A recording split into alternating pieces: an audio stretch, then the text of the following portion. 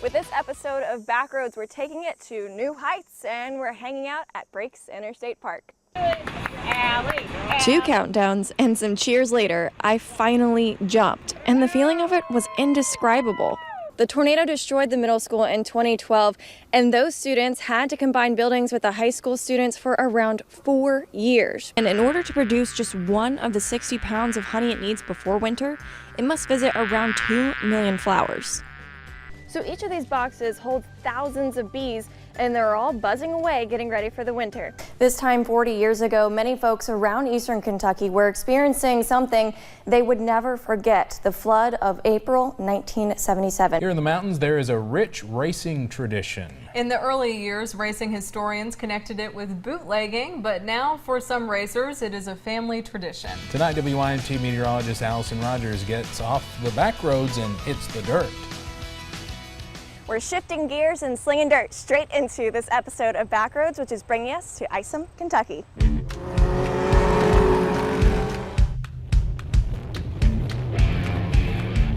We're in Allison, Kentucky at Mountain Motor Speedway and come here to do a little racing.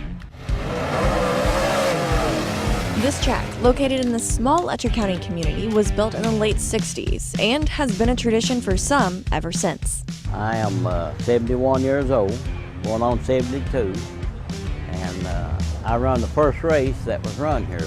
I helped make the track. My number 77. I race all year here.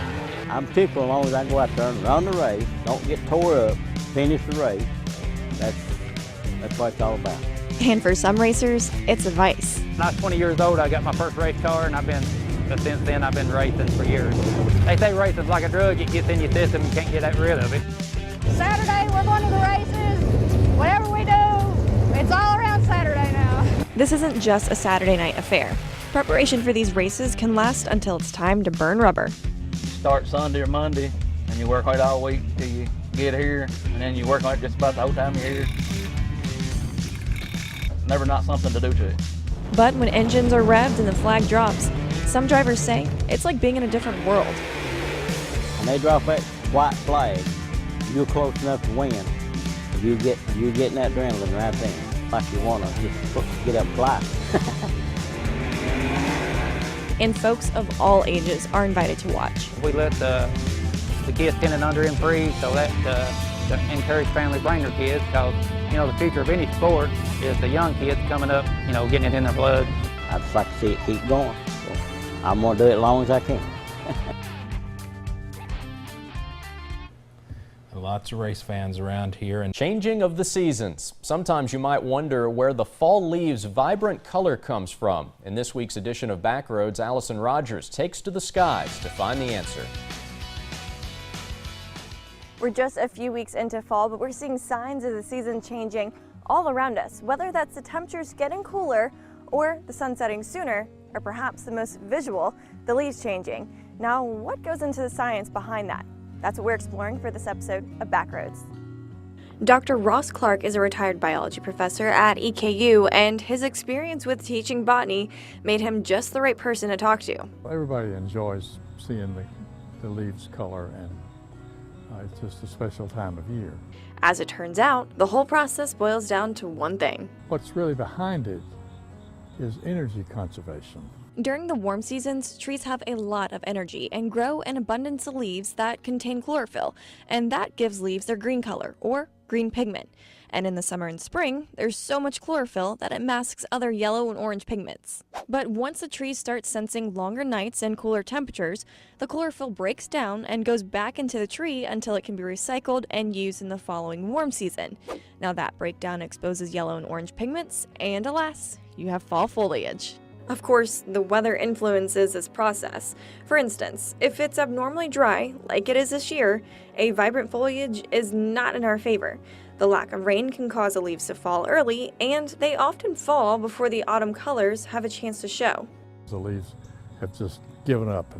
I give up, flop on the ground. But that's not to say we will not see any changes this year. In fact, reds and yellows are already peppering the mountains along back roads and highways. To really enjoy fall's beauty, local photographer Alan Bowling goes above and beyond to see the sights. He says it's his favorite time of year to fly. You get the gold color off the water, and I'm partial to our area, and just the tree colors, it's just amazingly beautiful from the air. It's a whole different perspective. From takeoff to landing, Eastern Kentucky's beauty is so overwhelming, it's breathtaking.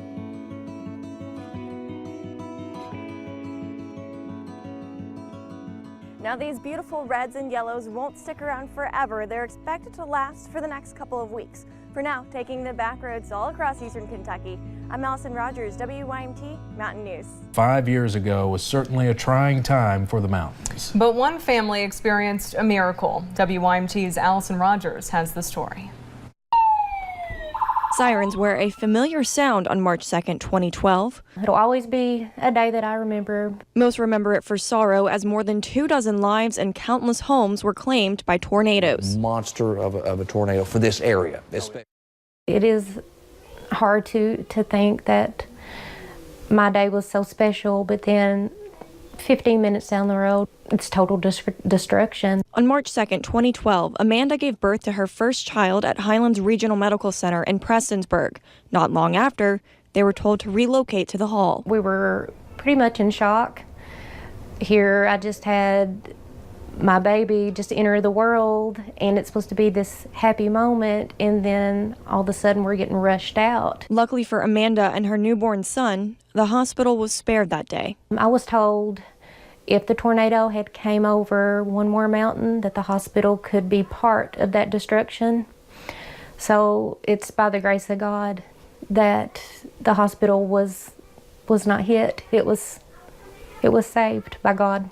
As the 5-year anniversary approaches, I'm here in a few weeks. My baby, my life, he'll be 5 years old, and it could have turned out different. He could have not even been here. Amanda treasures playtime with her son. In Knott County, Allison Rogers, WYMT Mountain News.